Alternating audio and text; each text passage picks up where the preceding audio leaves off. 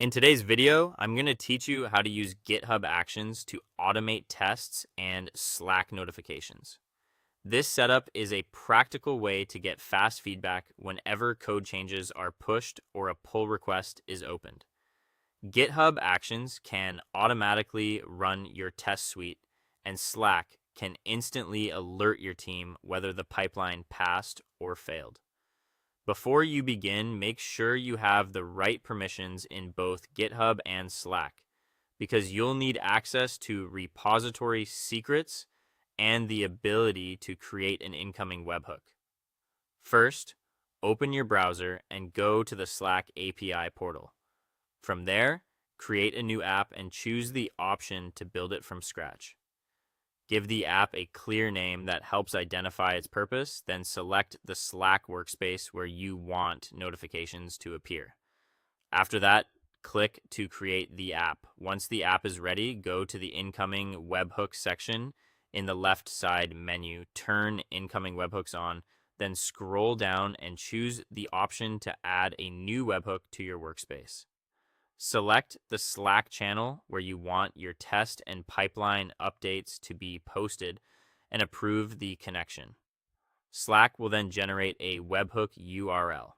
Copy that URL, but keep in mind that it's sensitive and should never be pasted into code directly or shared publicly.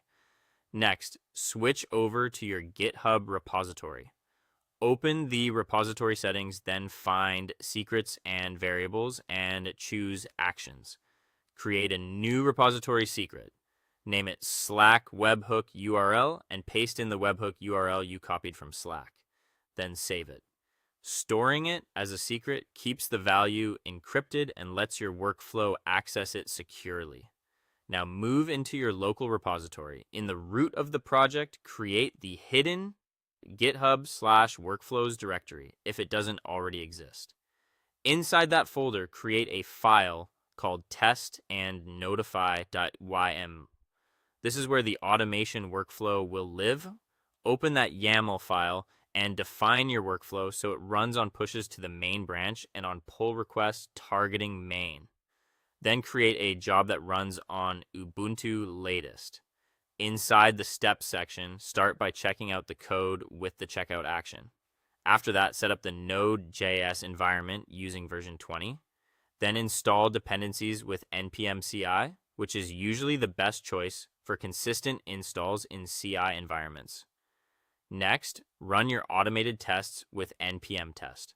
After the test step, add one Slack notification step for success and another for failure.